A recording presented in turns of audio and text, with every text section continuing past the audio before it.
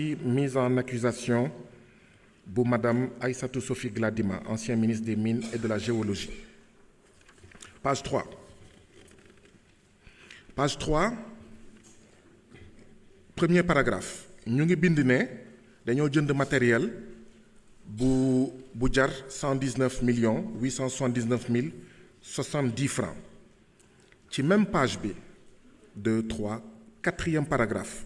Nous avons un matériel bi, c'est d'un coût global de 119 870. Ci kaw 119 879 070.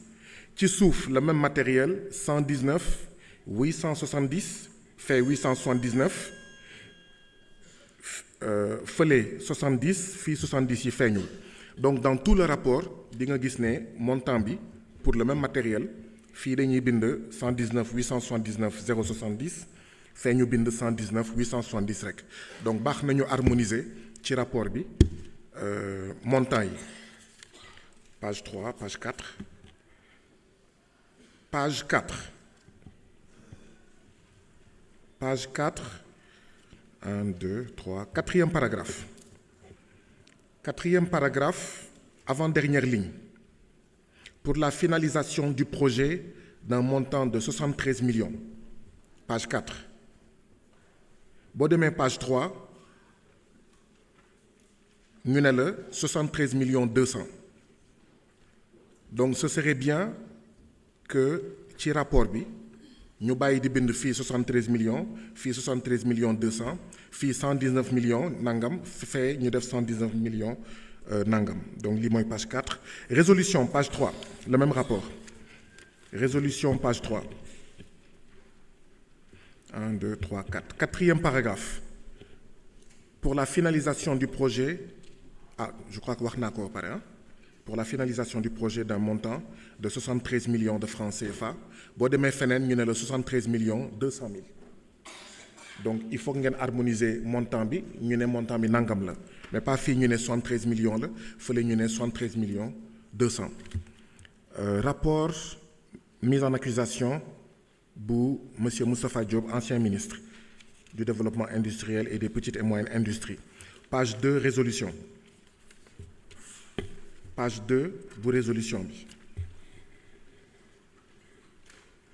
Oui. 1, 2, 3, 4, 5, 6, 7. Septième paragraphe. Lors de l'exploitation des pièces justificatives relatives. SA relatives.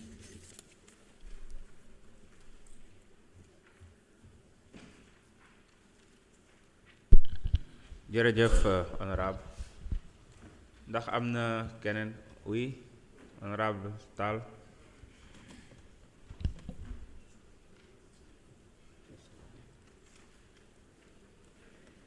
Alors, Monsieur le Président, je vous remercie. Observation de forme sur le rapport de la Commission des lois portant projet de résolution sur le rapport à la page numéro 5. Paragraphe. Concernant quel ministre? Ismaïla Madior Fall. Sur le rapport à la page numéro 5, cinquième paragraphe, là où on a cité les articles 156, 157, 159 et 160 du Code pénal au lieu de Code de procédure pénale. Du Code pénal. Je vous remercie. Oui, honorable Abdoulaye Thomas Faye.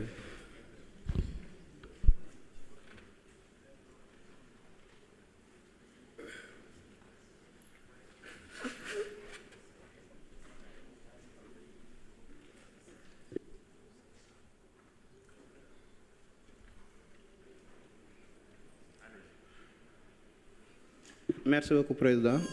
Donc, pour le projet de résolution portant mise en accusation devant la Haute Cour de justice de Mme Salimata Diop, page 1, quatrième paragraphe.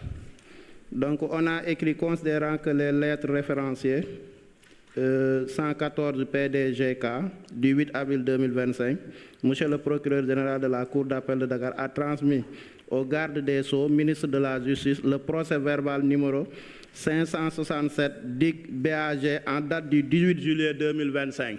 Je crois que ça ne peut pas être 18 juillet 2025. Certainement, il y a une erreur. Merci beaucoup. Oui, honorable Babacar Ndiaye.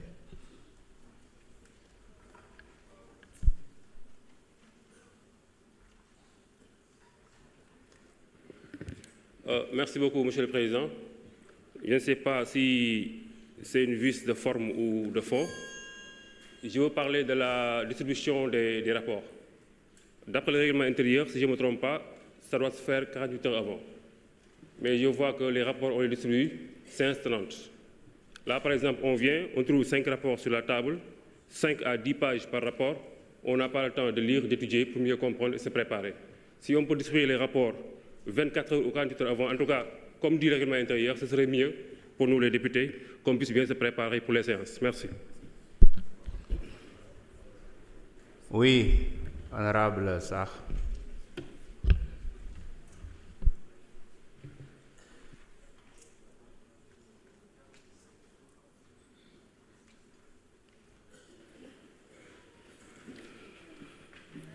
Merci, Monsieur le Président.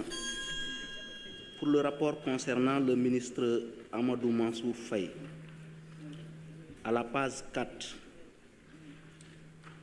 juste au milieu, relativement à cette procédure, il a été précisé que la responsabilité des mis en cause ne peut être a priori écartée, d'autant plus que les ministres ont la qualité d'ordonnateur de crédit. Au regard du montant conséquent qui aurait été détourné, je pense qu'il faudra peut-être atténuer un peu.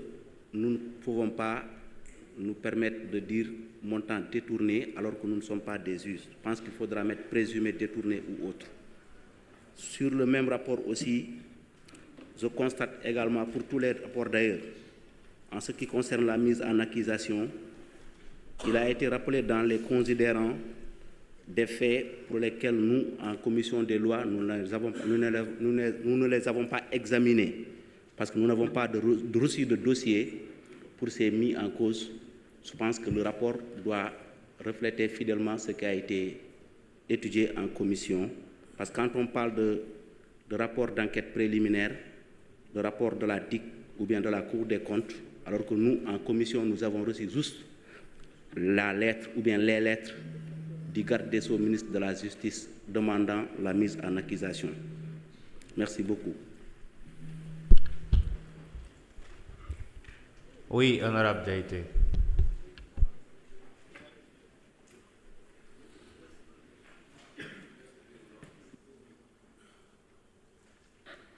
Voilà, merci Président. C'est juste sur le projet de résolution portant mise en accusation devant la Haute Cour de justice de M. Ismaïla Madior Fall. À la page 1, paragraphe 4, des faits, il lui ressort que le suivant décret, ils ont sauté le LE. Donc il faudra prendre ça en considération pour corriger. Merci beaucoup. Merci beaucoup. Oui, honorable Fodé-Mané.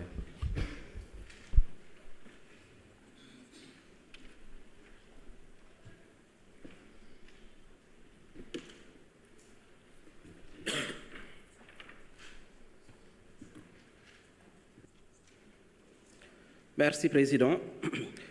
Projet de résolution concernant l'ancien ministre Ismaïla Madior Fall. Le document de résolution, page 5. Deuxième paragraphe. Considérant que les faits ci-dessus révélés laissent apparaître des indices, et ils ajoutent « et présomption grave et concordant ». Je suggérerais qu'on enlève cette partie et qu'on laisse « indice grave et concordant ». Mais ce n'est pas nécessaire d'ajouter présomption, selon mon entendement. Merci. Merci beaucoup. C'est bon?